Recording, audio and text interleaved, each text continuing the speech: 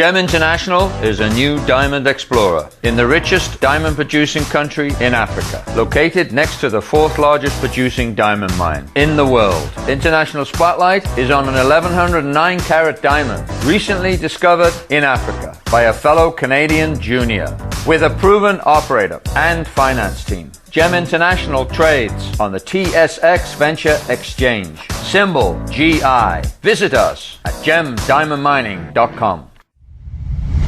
You're listening to HowStreet.com radio, available online at TalkDigitalNetwork.com. Welcome to HowStreet.com radio, the online source for market opinions. Here is Jim Goddard. My guest is market historian Bob Hoye. He's the chief investment strategist for institutionaladvisors.com. Welcome back to the show, Bob. Yeah, Jim, good to be with you. Donald Trump is talking about overhauling the Frank-Dodd Banking Act. What is it, and is it a good idea? Well, it was an attempt by socialists to make the financial markets perfect after the 2008-2009 crash. And, by the way, that crash was a perfectly normal event. I mean, you'd had a great financial bubble. There was much of 1929 in it, and you had the usual change in credit spreads, and then everybody suddenly discovered they were offside. So then there was a massive liquidation, and long-term financial companies such as Lehman Brothers and Bear Stearns just sort of went gone. And because they were so highly leveraged. Now, why were they highly leveraged? Because the markets were a sure thing, and they failed. So, and you had the establishment, like in December 2007, the credit markets had reversed in June, and the stock market high was October, but you know, things were under a lot of strain and adversity in credit markets. So that's when, the guy from Harvard, Minku, leading macroeconomist, got up and said, nothing can go wrong. And the reason being was that the Fed had a dream team of economists, and therefore nothing can go wrong. So we should actually jump back to the 1929 when a big name, John Moody from Moody's, pointed out that nothing could go wrong because they had a modern and scientific central bank in the name of the Federal Reserve. And, of course, it all went wrong. And, there's even further irony in this, Jim. The top of the 1873 bubble, when stresses and strain appeared, the leading New York newspaper editorialized that nothing could go wrong. And the reason why nothing could go wrong on that one was because the United States did not have a central bank. They had the Treasury system, and it could lend out any amount of money. It wasn't constrained by gold. U.S. was not on a gold standard then, so nothing could go wrong. So that was the feature, the top of a bubble in 1873, the feature in 1929, and then in 2007, that nothing could go wrong and went wrong. So then if you take the history of all of these great financial bubbles, all the way even back to the 1721, that in the crash, there all of a sudden people are, discovered offside, and it's a shock to the system if you've been, 100% bullish. And it really does set things back. You get hardships, you get unemployment and everything else. So then you immediately get governments rushing in to fill the hole after the disaster. Shut the barn door after the horses bolted. So and I've called it recriminatory legislation. They come in with measures that would prevent what just happened. So I put this Dodd-Frank into that. They were going to make the banking system perfect so that there wouldn't be any problems. But the problem is when you bring in measures that appear to eliminate risk, then everybody gets riskier because nothing can go wrong. So then here you are. So yes, it's been an interference with the with ordinary banking procedures. It's probably put in huge distortions, regulatory. So part of the Trump campaign has been platform has been to reduce rules and regulations. So this is one that can be reduced. Of course, immediately it marked up the price of bank stocks, with Goldman Sachs getting a 4% jump earlier today. So yeah, but I think it's, as I said, it's been talked up since summer, and then of course the reality was that once Trump won. So this is the extra leg up in the bank stocks, which actually in December, with just the rush of euphoria following the election, had marked up the bank stocks to an upside exhaustion and a sequential sell. So this was technically becoming excessive, and now it's having another go. I think that changes in the credit markets, well, for example, the yield curve is no longer really supportive to a boom, but not doing anything dramatic. The credit spreads had been narrowing. Of course, spreads got disastered in last January, February with the crash in crude oil. And it's been a remarkable recovery in credit spreads since, just with barely any corrections in it. So it's reached an excess, technical excesses, and we're looking for a reversal in spreads. Now, the credit markets, let's just say, are poised to be adverse to the banking side. So, and then at this time also you have pretty strong action in the banks, so they're vulnerable, and this is a news item, and yeah, I think it'd be interesting. But I have there's no doubt that getting rid of Dodd-Frank would improve the efficiency of the banking, commercial, and banking. So it's a good thing to get rid of it, but I don't know how long it'll mark stocks up, because it's been talked about since summer anyways. So there we are.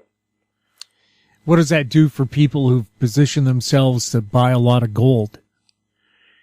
Yeah, well, we think that one should always own some gold as an insurance, and gold has acted well over the last few weeks because you've had a terrific correction in the U.S. dollar index. It's come from 103.80 down to I think 98 or something like that, 97, which is a very good correction. And this correction can run for some weeks yet, and that means plus for gold and silver for some weeks yet. The gold stocks have been acting well, silver stocks have been acting well out of that correction that ended in December. That one, whoa, that correction was signaled all over the place in July with technical excesses there, which we noted at the time and called for a significant correction. And it turned out to be even more significant than we considered. We thought maybe a 25% would do, but it turned out to be more than that. However, re-entered the market towards the end of December, when you had some of our technical stuff suggesting it was bottoming, and you've had a very good rally here. And I wouldn't chase it, because this with the weaker dollar for some weeks yet, one wants to look around the corner to see when the U.S. dollar would be firming up on the next rally, because the next rally on our long-term chart is a very substantial rally. It could way up to about 110 or something like that, which would be a huge move, which would be actually very exciting in the financial markets, particularly for those people that owe money in U.S. dollars into New York.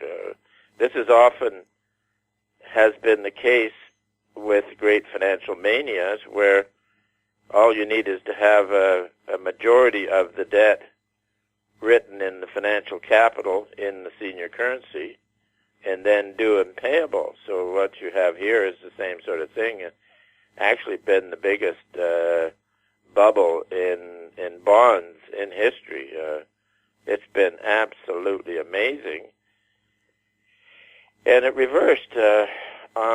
In June, we used the long bond, the long-dated treasury in the U.S. as the model, and argued that where the sovereign debt bonds in Europe, like German bonds, which were down to a zero interest rate, it had a huge presence in the market by the European Central Bank, like they more or less controlled it, and they also were buying corporate bonds in a very thin market.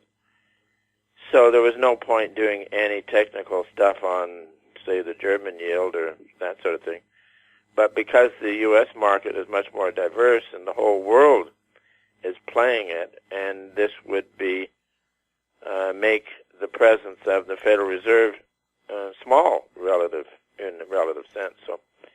So we did the technical analysis and got upside exhaustions and a sequential sell. That was July 7th and July 8th. We published 2 pieces on it, and the actual peak was, I think, July 8th on that.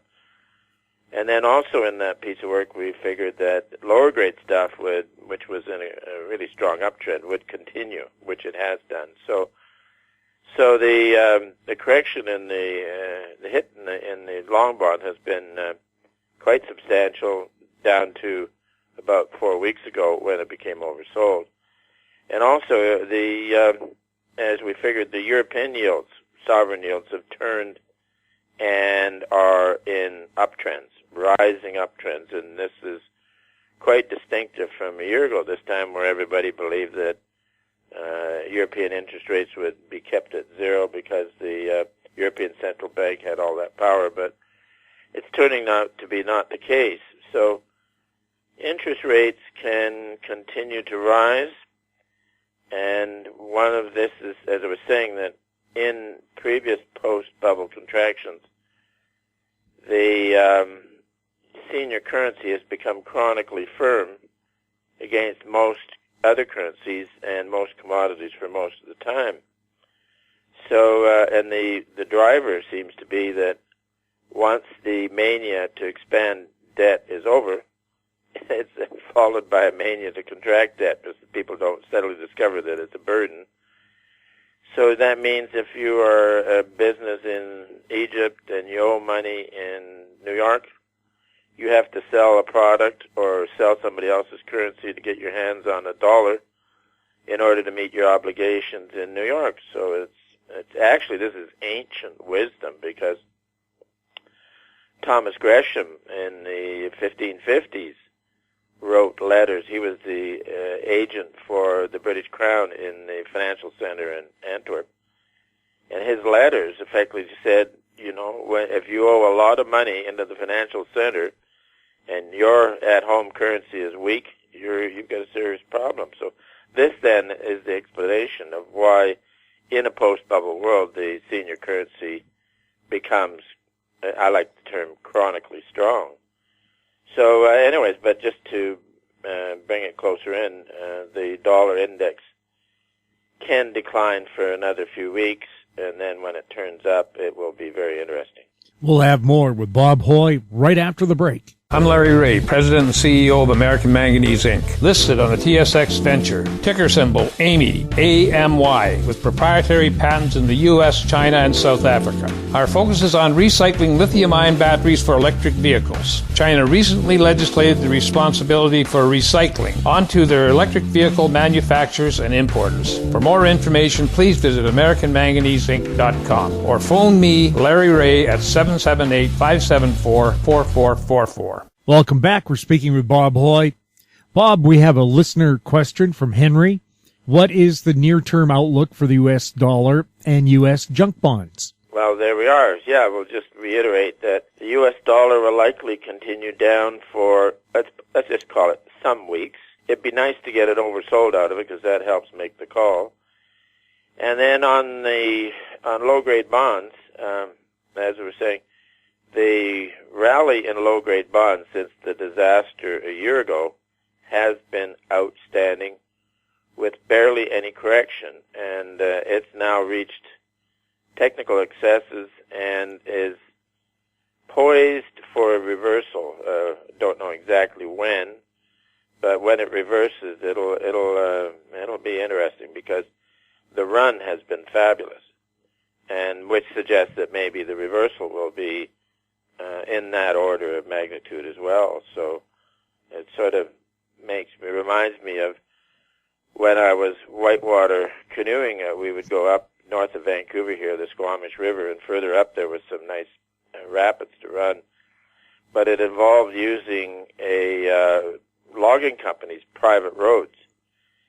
And they maintained a huge, wide main road with the big trucks, with the big logs on their bunks behind. And these would come along that main road at a hell of a clip.